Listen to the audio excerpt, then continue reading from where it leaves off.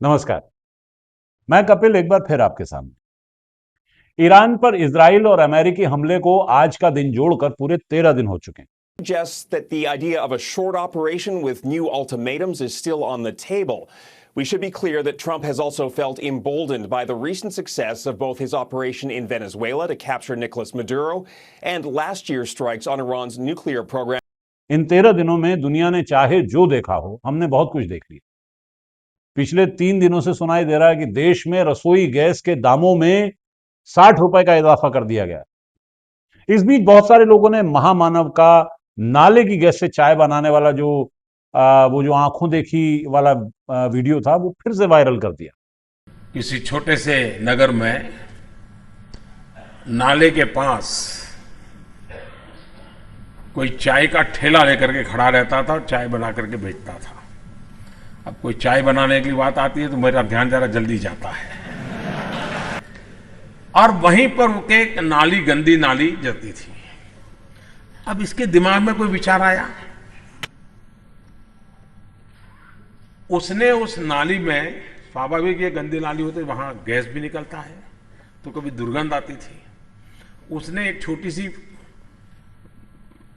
बर्तन को उल्टा करके उसमें छेद करके एक पाइप डाल दी, और जो गटर से गैस निकलता था वो पाइपलाइन से उसके अपने चाय के ठेले में ले लिया, और वो चाय बनाने के लिए उसी गैस का उपयोग कर करके चाय बनाता था। सिंपल सी टेक्नोलॉजी। लोगों का कहना है कि बताइए, जहां ऐसे ऐसे आविष्कारक बैठे हों कि चाय की गुमटी पर बैठे बैठे नाले की गैस जैसा आविष्कार कर लें, उस देश में भला गैस की कमी कैसे हो सकती है? सतही तौर पर देखें तो बात जायज भी लगती है, लेकिन असल में यह मामला उतना सीधा और सरल है नहीं जितना आपको सुनाई देता है। आइए आपको बताता हूं कि यह मामला जटिल कैसे है। अगर आपको न पता हो दोस्तों, तो मैं आपका ध्यान कुछ चीजों की तरफ, तथ्यों की तरफ, फैक्ट्स की तरफ दिलाना चाहता हूं। भाई, सबसे पहली बात तो देश के हर प्राकृतिक संसाधन पर देश की मिल्कियत होती है।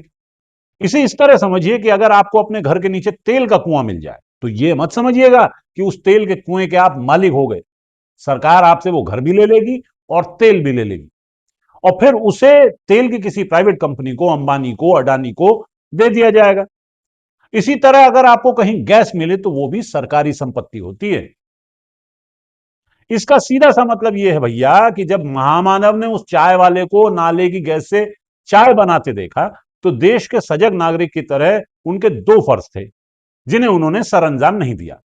पहला तो यही कि उस आदमी को जो चाय बेच रहा था और जो वो चाय नाले की गैस से बना रहा था, उसे फौरन पकड़ के आरएसएस की साइंटिफिक रिसर्च वाली विंग में भेजना था, जहां उससे यह उगलवाया जाता कि आखिर यह तकनीक उसने निकाली कैसे, सिंपल सी टेक्नोलॉजी।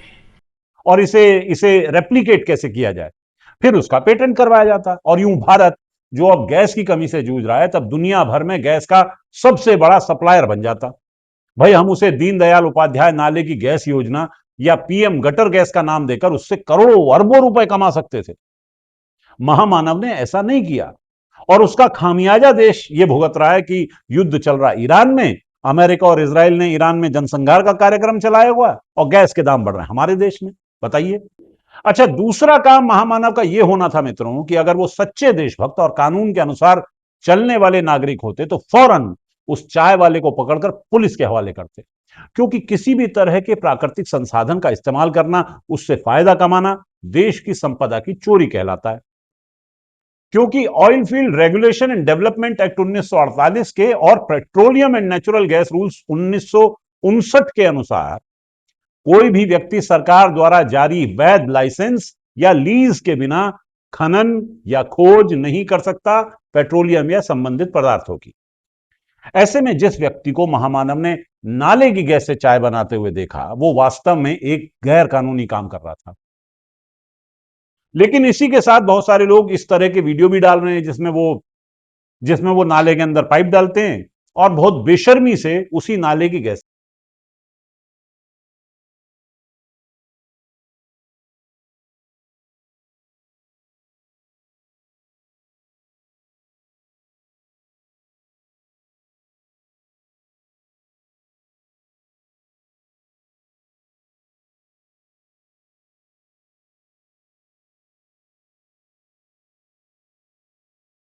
दोस्तों को आगाह करना चाहता हूं कि जैसा कि मैंने अभी बताया, नाले की गैस भी प्राकृतिक संसाधनों में आती है और आप बिना वैध सरकारी लाइसेंस के इस तरह गैस का इस्तेमाल करके उससे चाय नहीं बना सकते।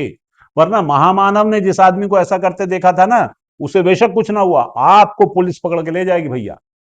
मुझे आश्चर्य है कि महामानव ने अपनी आंखों से, ध्यान रखिए, किसी और ने अभी ऐसा कोई दावा नहीं किया है कि उसने भी किसी को नाले की गैस से चाय बनाते देखा, ये सिर्फ महामानव का कहना है। तो अकेले महामानव ने अपने ही देश में अपनी आंखों से ऐसा होते देखा और उसे रिपोर्ट तक नहीं किया। इस देश का यही दुर्भाग्य है दोस्तों, जब कोई ऐसा महान आविष्कार होता है तो हम उसे पेटेंट कराना भूल जाते हैं और फिर महामानव को यूं ही अपने भाषणों में बताना पड़ता है कि देखो कैसे कैसे आविष्कार हो रहे हैं। ये आविष्कार होते हैं, महामानव लगातार हर भाषण में किसी ना किसी आविष्कार की बात करते हैं, लेकिन उनका कोई रिकॉर्ड नहीं रखता और फिर लोग शिकायत करते हैं कि भारत में सही रिसर्च नहीं हो रही। मैं बता रहा हूं आपको, आप अगर सिर्फ मन की बात के सारे एपिसोड सुन लेना तो कुछ 2-3 दर्जन आविष्कार तो हो सकता है आपको उन्हीं एपिसोड्स में मिल जाए। जब से देश महामानव के चंगुल में आया है, इसी तरह की रिसर्च का बोलबाला चारों तरफ हुआ है। मुझे पूरा यकीन है और मैं आपको यकीन दिलाता हूं कि अगर अब यानी आज के वक्त महामानव को कोई ऐसा व्यक्ति चाय की गुमटी पर बैठा नाले की गैस से चाय बनाता हुआ दिखेगा तो महामानव पक्का उसे पकड़कर आरएसएस में भर्ती करवा देंगे, जहां इस तरह के वैज्ञानिक अनुसंधानों पर बहुत बहुत काम होता है और देश को फिर कभी यानी पूरी जिंदगी गैस की कमी नहीं होगी। ध्यान रखिए दोस्तों, हालांकि एप्स्टाइन फेम पेट्रोलियम मंत्री हरदीप सिंह पुरी ने एक से ज्यादा बार यह साफ किया है, यानी घोषणा की है कि देश में पेट्रोलियम और गैस के पर्याप्त भंडार हैं। There is no shortage of petrol, diesel, kerosene, ATF or fuel oil. The availability of petrol, diesel, aviation, turbine fuel, kerosene and fuel oil is fully assured. लेकिन देशद्रोही और महामानव विरोधी लोग अब भी गैस सिलेंडर लाइन में लगाकर खड़े हैं और रेस्टोरेंट वाले कह रहे हैं कि मुसीबत है, गैस नहीं मिल रही है और शायद उन्हें रेस्टोरेंट बंद करना पड़े। हरदीप पुरी जी को चाहिए कि एप्स्टाइन वाले मसले पर जैसे गुस्सा होकर चिल्ला चिल्लाकर उन्होंने प्रेस कॉन्फ्रेंस की थी, एक बार फिर से प्रेस कॉन्फ्रेंस करें और राहुल गांधी को फिर से इस मसले पर घसीट लाएं। शायद इस बार लोग आपके भाषण के बजाय राहुल गांधी पर ध्यान लगाएं। कोशिश करने में क्या हर्ज है जी। पर ये जो सिलेंडरों वाले वीडियो हैं, लाइन लगी है, लोगों के बयान आ रहे हैं, ये बहुत निराशाजनक है। यही निराशाजनक बातें हैं दोस्तों। इन रेस्टोरेंट वालों को कोई समझाओ कि जब महामानव खुद बता रहे हैं कि नाले की गैस से चाय बनाई जा सकती है तो इन्हें गैस की कमी भला कैसे हो सकती है। जब एप्स्टाइन फेम हरदीप पुरी ये कह रहे हैं कि देश में पेट्रोलियम और गैस की कोई कमी नहीं है, तो उनकी हिम्मत कैसे हो गई ये कहने की कि उन्हें किल्लत हो रही है, दिक्कत हो रही है। इसके अलावा अभी अभी मैंने गैस के मामले में आत्मनिर्भर बनाने वाले चमत्कारिक आविष्कार का वीडियो देखा है। How about a car that's good looking, affordable, and runs on clean, environmentally responsible natural gas? Your natural gas. Introducing the Flatula Backfire. It runs like the wind because it's running on wind. Here's how it works. Using state-of-the-art sanitary technology, Flatula captures all your emissions and efficiently channels them directly to a powerful turbocharged engine. It's clean energy, green energy, and best of all, it's renewable. The Backfire's range is practically unlimited, but if you should happen to run low, don't worry. You're never too far from a Flatula authorized service center, where trained, qualified providers stand ready to fill your tank with the gas that's right for your driving needs.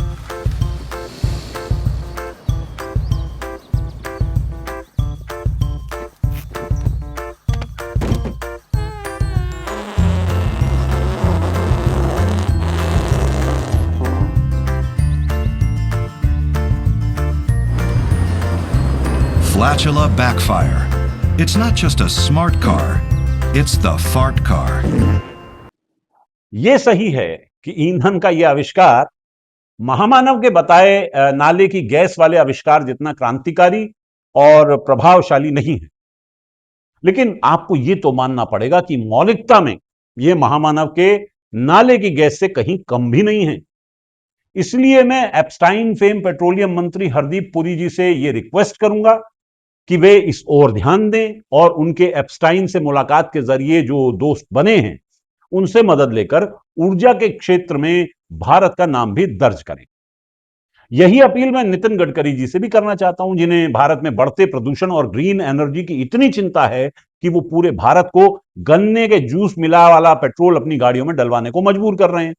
हालांकि वो सड़क बनाने वाले मंत्री हैं, लेकिन भाई जब गाय के मांस के व्यापार में अपने हाथ आजमा सकते हैं तो फिर इस साफ ईंधन वाले मामले में पीछे क्यों रहे? तो दोस्तों, संकट की इस घड़ी में अपने महामानव का साथ दें। वो किन्हीं कारणों से कुछ कह नहीं पा रहे हैं, बिल्कुल चुप हैं, खामोश हैं, लेकिन आप तो कह सकते हैं।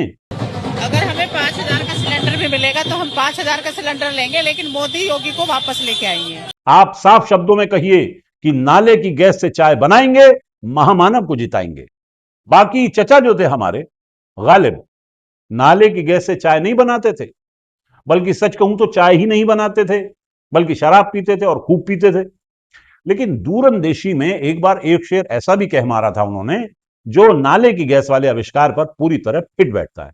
उन्होंने कहा है, कीमत बढ़ी जरा सी, हैरान क्यों हुए हो, अपनी वतन परस्ती का मेडल इसे बना लो, यूं गैस की कमी को रोते हो तुम क्यों गालिब, नाले में पाइप डाल के कुछ चाय ही बना लो।